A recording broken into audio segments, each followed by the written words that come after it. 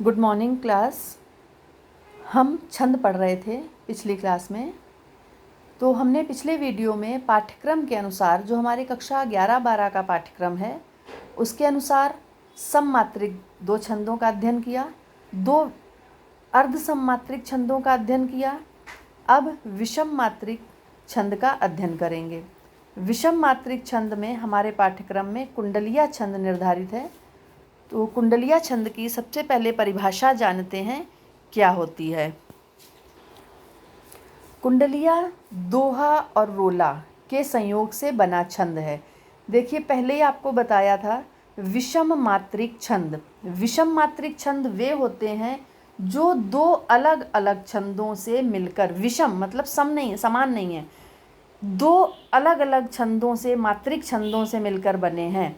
इसमें कोई 2 मात्रिक छंद मिलाए गए होंगे, ये नाम से स्पष्ट हो रहा है विषम मात्रिक के। दूसरा कुंडलिया। कुंडली आपने सुना है, सांप के लिए कहा जाता है कि सांप कुंडली मारकर बैठता है। क्यों कहा जाता है? क्योंकि जब सांप कुंडली मारकर बैठता है, जहाँ उसका मुंह होता है वहीं पर घूमकर पूंछ आ जाती है। उसकी मुंह और पूंछ घूमकर एक ही जगह मिल जाते हैं, तो इसीलिए इसका नाम कुंडलिया छंद कहा गया है। ये भी उसी तरह है, जहाँ से मुंह वहीं से पूंछ, अर्थात जहाँ से शुरू होता है जिस शब्द से, उसी शब्द से इसका अंत होता है। अब इसमें कौन से 2 छंद मिले होते हैं? एक तो दोहा, दूसरा रोला। दोहा रोला पढ़ चुके हैं। दोहा में 4 चरण होते हैं, 13-11 मात्राएं होती। पहले तीसरे में 13, दूसरे चौथे में 11 मात्राएं। रोला में क्या है? रोला सममात्रिक छंद है। देखिए, दोहा दोहा अर्ध सममात्रिक है और रोला सममात्रिक छंद है। तो 2 अलग अलग मात्रिक छंदों से ये मिलकर बना है, एक सममात्रिक, एक अर्ध सममात्रिक छंद। दोनों के मिलने से ये छंद बना है। तो दोहा में कितने 4 चरण होते हैं, पंक्तियां 2। यहाँ पर हम पूरी पंक्ति को 1 चरण करके गिनेंगे। रोला में 4 पंक्तियां 4 चरण की होती हैं। तो यहाँ इस छंद के 6 चरण हैं। 2 चरण दोहा के, यानी जो 2 लाइन है वो दोहा की, पूरी को हम 1 लाइन 1 चरण बोलेंगे। यहाँ पर कुंडलिया में 13-11 की मिलाकर 24 मात्राएं। रोला के 4 चरण, प्रत्येक चरण में 24 मात्राएं होती हैं। हम इसे यूं भी कह सकते हैं कि कुंडलिया के पहले 2 चरण, जो शुरू होती है कुंडलिया, तो पहले शुरू के 2 चरण दोहा के और शेष बाद के जो 4 चरण हैं वो रोला के होते हैं। दोहा के प्रथम और तृतीय आपको मैंने पहले ही बताया, 13-13 मात्राएं। दूसरे चौथे में 11-11 मात्राएं होती हैं। प्रत्येक चरण में 24 मात्रा पर यति होती है। 24 मात्राएं होती हैं। यति कहाँ पर? 11 मात्रा पर तथा पादांत पर। पादांत मतलब जहाँ पर पंक्ति समाप्त, वो चरण समाप्त। पाद का अर्थ है चरण, जहाँ वो चरण समाप्त होता है। कुंडलिया छंद के दूसरे चरण का उत्तरार्ध तीसरे चरण का पूर्वार्ध होता है। मतलब दोहा, जहाँ पे दोहा खत्म होगा वहीं पर उसी शब्द से, उसी चरण से, जो दोहा का अंतिम चरण, जो दोहा का चौथा चरण होगा। जैसे हम मानते हैं कि दोहा के 4 चरण हैं, हमने 4 चरण लिखे, पहला, दूसरा, तीसरा, चौथा। तो जो चौथा चरण है, यानी कि वो आधी लाइन, जो आधी पंक्ति, वही रोला का पहला चरण बनेगा। वही शब्द सेम होंगे उसमें। दोहा के चौथे चरण में 11 मात्राएं होती हैं। तो रोला के पहले आधी पंक्ति जो है 11 मात्राओं पर यति होती है, उसमें आधा चरण पूरा होता है। तो वही 11 मात्राओं के शब्द रोला के आरंभ में आ जाएंगे।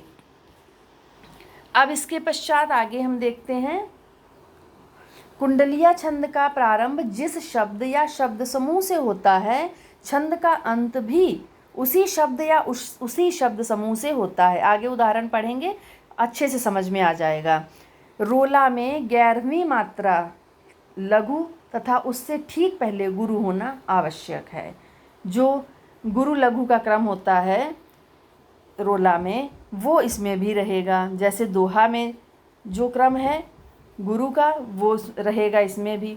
कुंडलिया छंद के रोला के अंत में, जो रोला जहाँ पे ख़त्म होगा, रोला के अंत में यानी जो अंतिम लास्ट लाइन होगी कुंडलिया की अंतिम पंक्ति होगी, 2 गुरु 4 लघु 1 गुरु 2 लघु अथवा 2 लघु 1 गुरु आना आवश्यक है। फिर कैसे समझेंगे इसको हम कि अंत में 2 बड़े शब्द, 2 बड़ी मात्राएं जो दीर्घ स्वर हैं वो आने चाहिए, या फिर 4 लघु, ठीक, 1 गुरु 2 लघु या 2 लघु 1 गुरु। इस तरह से ये कोई आवश्यक नियम नहीं है, इसमें आवश्यक परिभाषा में दिया है, परंतु जब हम उदाहरण लिखेंगे तो अपने आप उदाहरण में यही शब्द आ जाएंगे हमारे, जब उसी से रोला बनेगा। उदाहरण देखते हैं पहले। सावन बरसा जोर से प्रमुदित हुआ किसान, लगा रोपने खेत में आशाओं के धान। पहली चीज़ हम परिभाषा की देखते हैं, सावन से शुरू हुआ, जिस शब्द से शुरू उसी से समाप्त, सावन से ही समाप्त हुआ उदाहरण। अब हमें आगे क्या देखना है कि पहले 2 चरण दोहा के, मात्राएं गिन लेते हैं। 2 फिर 1 1 1 यानी लघु लघु फिर गुरु लघु गुरु। 11 इसमें 13 होंगी, देखिए 2 3 4 5 6 7 8 9 10 11 12 13 से तक 13 मात्राएं आ रही हैं। प्रमुदित हुआ किसान, प्रमुदित हुआ किसान में देखिए प्रा में 1 है, फिर मुँह में 1 है, 1 1 4 5 2 7 8 9 10 11 11 आ गई, 13 11। ये भी बात हमारी क्लियर हो गई कि दोहा का है चरण ये। ठीक इसी तरह द्वितीय पंक्ति है। अब परिभाषा का हम क्या है कि जहाँ से दोहा समाप्त, दोहा का अंतिम चरण, रोला का पहला चरण, आशाओं के धान, दोहा खत्म हुआ और आशाओं के धान से रोला शुरू हुआ।